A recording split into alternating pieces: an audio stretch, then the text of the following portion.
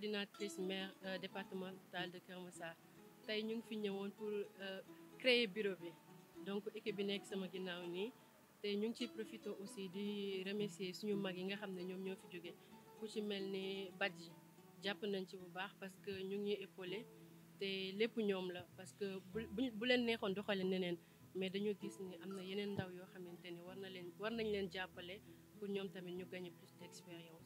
D'abord di wax ni carrément maa ngi tudd Pape Seydou Badji man maa doon coordonner le département de Pikine le mouvement des élèves étudiants du département de Pikine yàlla def entre temps ñu diviser Keur Massar en 2 départements Pikine en 2 départements ñu ériger Keur Massar en département ma nekkoon à cheval entre les 2 départements donc ma dëkk arrondissement des Niayes tey étudiant département de Keur Massar gisee seen biir à l'unanimité ñu choisir Ndeye Yacine comme la coordonnatrice. taxawaay ci département bi mooy jàppale élèves yi comme mouvement bi nu mu tudd ak jeunes yi étudiants yi ak élèves yi donc ñun moom dañuy tëddee njaaxaanaay parce que Macky lañ fi nekkal son président de la République lañ fi nekkal donc pare nañ ba accompagner képp koo xamante ni da nga pare pour jàppale Macky bëgg ko liggéeyal parce que ñun Macky lañ fi nekkal. Nous avons jugé nécessaire de céder le flambeau à nos jeunes qui sont dans le parti et qui depuis lors n'ont vraiment cessé de montrer leur engagement auprès de son excellence le président Macky Sall. Donc, raison pour laquelle aujourd'hui je les félicite, je félicite la nouvelle équipe et d'abord avant cela je remercie encore une fois mes camarades qui m'ont accompagné durant ces 4 années à la tête du maire départemental de Pikine dont j'avais l'honneur et le plaisir de diriger durant ces 4 années. C'était très difficile mais ils ont toujours eu confiance en moi et ils m'ont accompagné dans cette mission-là, qui était encore une fois d'accompagner notre leader, le président Macky Sall, de vulgariser ses réalisations et les défendre à chaque instant que le besoin se présente. Donc, raison pour laquelle, en tout cas, je les remercie tous les anciens qui étaient là avec moi. Et aujourd'hui, je félicite encore une fois la nouvelle génération qui est là et je les encourage à redoubler d'efforts. Donc, voilà, en grosso modo, c'était ça. Donc, j'en profite pour remercier le coordinateur sortant, M. Amadou Badji, et son équipe. Leur dire que je les remercie pour le choix qu'ils ont porté sur ma modeste personne. Et j'en suis très contente et fière à la fois. Et leur dire que c'est un défi que je dois relever. Et là, on parle d'un nouveau département, un nouveau maire et une fille qui dirige. Donc, c'est un challenge que je dois relever pour pouvoir donner envie aux autres filles de venir diriger. Et j'invite tout le monde à venir travailler avec moi parce que ça sera le travail de tout le monde. Parce qu'on est tous là pour le président de la République, qui est notre leader, qui est le leader du parti. Donc voilà, c'était ça. Et je félicite tout le monde et le nouveau bureau qui est derrière moi et leur dire que le travail nous attend. Et voilà, avec tous les enjeux politiques, surtout avec les élections locales qui sont devant nous, il faut venir travailler, inviter tous les étudiants et les élèves aussi. Merci beaucoup. Le conseil, c'est d'être des jeunes du président Macky Sall.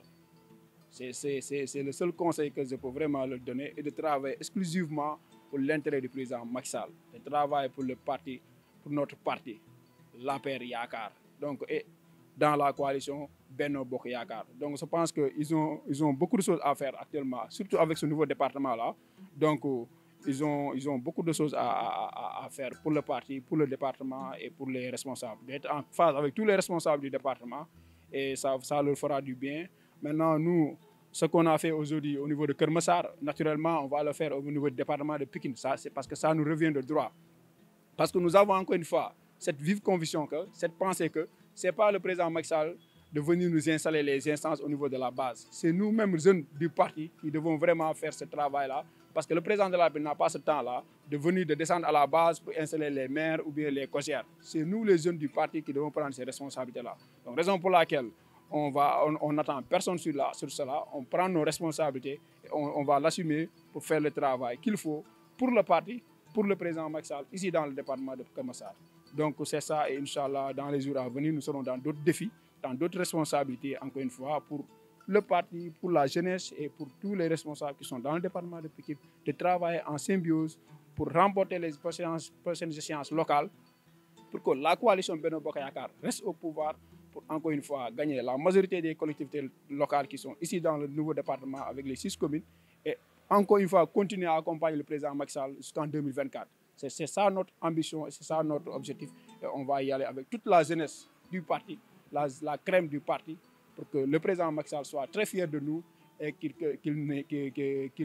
ne doute en aucun moment que Keur Massar sera beige marron, comme cela a toujours été, quoi. Merci beaucoup. Je pense que le mouvement est là pour accompagner les étudiants et élèves. Donc, nous sommes les représentants des élèves républicains.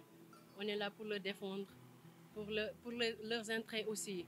Parce qu'ils parlent d'étudiants, qui parlent d'élèves, on attend à des formations et des travaux aussi. Donc, on est conscient de cela. On va essayer de faire de notre mieux, Inch'Allah. Donc, je pense que nous, on est là pour le président de la République. On soutient tous les leaders. Donc, je pense qu'on est là pour le président Macky Sall. On est là pour le couleur beige marron. Élargir les discussions dem gis yeneen étudiants yi nga xam ne ñu ngi ci département bi waxtaan ak ñoom andi leen ci biir mouvement bi pour ñu mën a défendre ensemble liggéey bi nga xam ne moom la président de la République Macky Sall daal di ñu santoon. Donc ñoom actuellement nii liggéey bi seen loxo lañ nekk nañ continuer liggéey bi waxtaan ak ñëpp gën a ubbi débat bi gën a ubbi waxtaan bi pour ñu am un consensus large autour d'elle, autour du bureau, pour que encore une fois responsable bi mu leen jàppale également sur ça. Damay lancer un appel à tous les responsables du département de Pikine d'accompagner Ndeye Yacine, qui est la nouvelle coordonnatrice du maire départemental de Keur Massar. Et ça, je pense qu'ils vont le faire en toute responsabilité, parce que c'est une instance du parti, c'est une instance du président Macky Sall. Elle ainsi que toute son équipe qui est là, et Inch'Allah, ils vont aller Inch'Allah, dinañ dem rencontrer responsable yi pour gis leen ñu jàppale leen ci liggéey bi nga xam ne dañ koy def pour le président Macky Sall. Donc loolu laa mooy si lu may wax si gàttal di leen remercier également di remercier la nouvelle équipe di remercier le coordonnateur national Abdoulaye Diagne ki nga xamante ne moom mooy njiitu jeunesse estudiantine bu parti bi président de la République Macky Sall moo ko tàbb. Donc tey ndawam yaa ngi nii moom mooy seen jiit. Incha allah moom également dina leen recevoir mu waxtaan ak ñoom jox leen les orientations yoo xamante ne moom la parti bi laaj liggéey bi nga xam ne moom la président Macky Sall dénk mu wàccee ko à la base pour que ñii ñu continuer liggéey bi à la base. Donc ñii ñoo fi ay représentants am ñii ñoo fi ndaw président Macky Sall Ndeye Yacine mooy coordonnatrice avec toute l'équipe qui est là. Donc je pense que ni affaire bi daal noonu la demee waaw ma leen di remercier ñu ñëpp vraiment assemblée ça s'est bien passé, ils ont eu un consensus sur elle, donc elle déroule avec l'équipe. Donc merci beaucoup.